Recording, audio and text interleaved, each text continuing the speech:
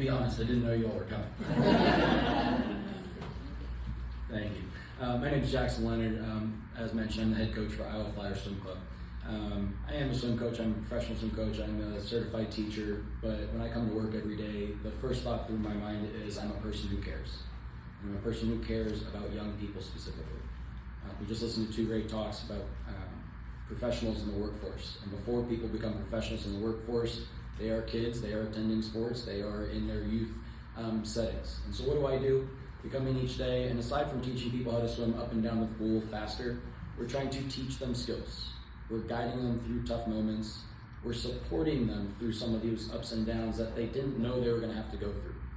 We're trying to empower those young people to then turn around and do something even harder the next time.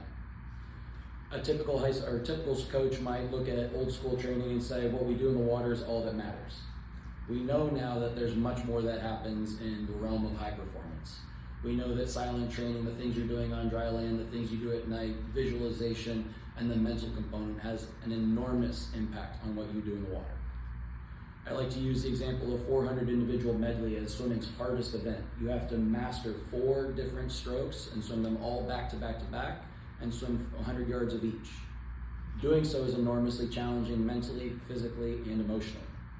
Try preparing an 11-year-old for that, right? They don't like it. So we work and harness this I am mentality, and not just in the water, but as a mental skill.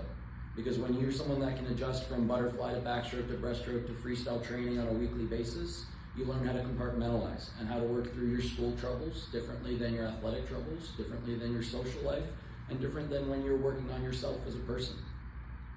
I want our swimmers to be able to grow up, and if they are nervous about doing public speaking and standing up here for 6 minutes, I want them to think back to when their high school coach said you're going to swim the 500 freestyle. It will take you roughly 6 minutes, but it's something you've done before. And it's something you've done before because you've practiced it and you've done different, smaller steps within your workouts, and you know how to do that. They are going to have to work through the costs and the challenges of improving. We have to teach kids because they don't intrinsically know or intuitively know. We have to teach them how to ignore physical signals in practice and then go back and listen to their body and listen to what happened to themselves in their workout. They have to become friends with failure on a regular basis, and they have to learn how to speak to themselves nicely. We each have about 6,000 thoughts a day, and if any of those are, the majority of those are negative, we're already in a hole. We work with our kids on scaffolding, working on their identity, working on their goals, working on creating actionable steps on a daily basis on how they're going to improve. Swimming is a hard sport, and it takes a long time to drop even a little bit of time. Mastering skills requires teaching, requires effort, requires kids that want to be resilient, that want to work at being resilient. It requires support from coaches and their coaches and assistant coaches, and a willingness to fail, which is not something everybody is intrinsically born with. Now you get to actual swim meets, and you'll see swimmers get out of the pool after their race and they come over to talk to their coach. In the military, they call that an after-action review. We sit and we look at what did you do in your race? What went well? What did not go well? What are our steps when we go back to practice next week? What can you think about on the day-to-day basis to help you improve the next time you're going to race something that's challenging? We have to learn from those experiences, and then we also use that to work with a group. So these young people are learning that their problems are not unique to themselves. It's something that they can relate to others on. It's something that they can talk to their teammates about and say, hey, I really had trouble with a backstroke leg in the IM. What do you do to improve? They go to swim meets, and some swimmers swim really well and some don't. We like when swimmers are happy because happy swimmers are fast swimmers, but the reality in life is we're not walking around happy on a day-to-day basis, every single moment of every day. So instead, the biggest goal is to teach kids how to self-regulate. We like to use a mindfulness mantra of be here now. If you have 4 events in a session, you're worried about the event that's directly in front of you. Just like a big wave surfer, if you're on a 100-foot wave, you do not have the mental capacity to worry about the next wave in the set, because then that 100-foot wave is going to crash down on you. Your focus isn't where it needs to be. This summer, we just finished the Olympic trials in Indianapolis. It's a 7-day swim meet. We had swimmers that competed on the first and last day, so they're there for a week, and it's one of the highest pressure environments in the sport. We talked about the ebbs and the flows and using resources like a pet therapy room between sessions. If you're nervous, learn how to calm down. If you're too calm, learn how to work yourself back up. Our coaches, we talk about how you make athletes feel. with the athletes, how you help each other and make each other feel.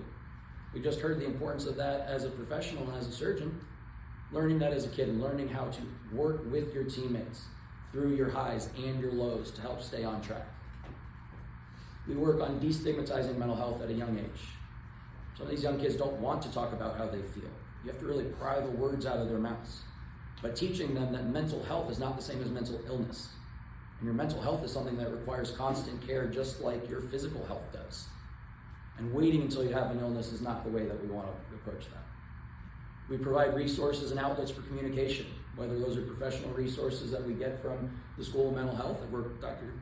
Barry before, whether it's social media links on our Instagram and our Facebook that those kids can then follow, or whether it's an email, text, Google Forms that we send our kids so that they can give us feedback, or just scheduling one-on-one meetings.